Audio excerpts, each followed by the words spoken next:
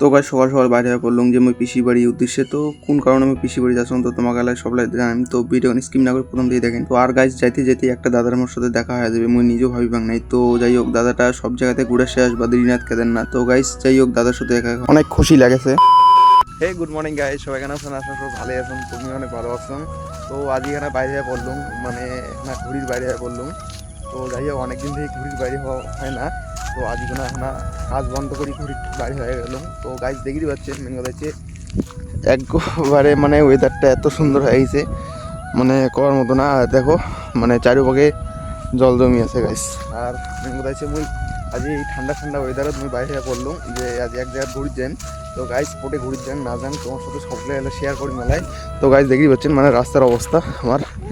তো যান করে যান দেখা হবে এলে ভাই। যা একটা কথা মেন কথা যে ঠান্ডা ঠান্ডা ওয়েদার বের মজাটাই আলাদা, আর গরম ওয়েদার তো এক নাম্বার লাগে না। তো গাইস কি কম মোর আইডিটা তো এক নাম্বার মানে ফালতু হয়ে গেল। তো এলা জানো না যে কী উপায় যে আইডিটা কী হইবে মোর। তো স্টে আইডি তুমি কালি না তোমাকে আপডেটটা দিয়ে দিয়েছিলাম যে স্টে আইডি মোর এমন এমন অবস্থা হয়ে গেছে। তো হ্যাঁ গাইস চেষ্টা করে দেখেন যে আইডিটা কিছু করা যায় না, কিছু কম কথা না জানেও দেন। আর মেন কথা হচ্ছে একটাই কথা যে মোর নতুন একটা যেটি আইডি আছে, তো ওই আইডিটার নাম হচ্ছে মোট 0 বয় দেওয়া আছে স্টেপ। তো গাইস ওইটা ফলো করে দেন সবাই।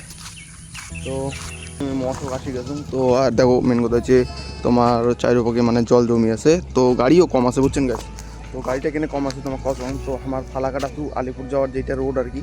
তো যাই হোক একটা বালুঘাট জায়গা আছে, তো বালুঘাট জায়গাটা ব্রিজটা প্রচুর পরিমাণে জল হয়ে গেছে। তো তার কারণে আর কি তোমার মানে গাড়ি ঘোড়া কম আর কি বুঝছেন। তো গাড়ি তো ওলা পকেট রাস্তা দিয়ে আসে হচ্ছে। যাই হোক আমার এই রোডটা দিয়ে গাড়ি ঠাড়ি যাওয়া হচ্ছে আর কি। তো এইটা দিয়ে ডাইরেক্টলি তোমার মানে এলা তোমার মানে পোস্টকার ডাঙ্গা উঠে দেবেন এই রাস্তা দিয়ে। তো এটা পকেট রাস্তা হয়, অনেক ঘুরা হয়। তো যেরকম তোমার পয়সা কম লাগে ডাবল লাগে তো পয়সা। তো দেখি না ওয়েট করি গাড়ির ওয়েট করি।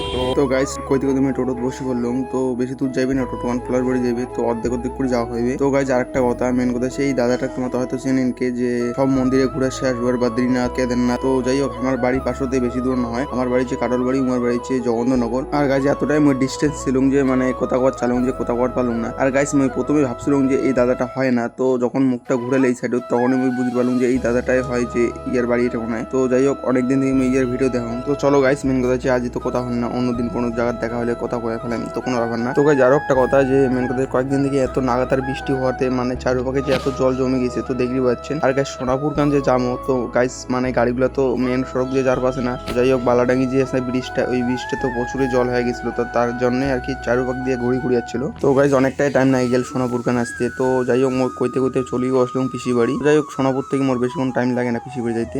আর গাইস মেন কথা হচ্ছে মোর মিনি ব্লগ কেমন লাগে তো কমেন্ট না জানিয়ে দেন। আর গাইস সবাই ভালো থাকেন। তো টাটা।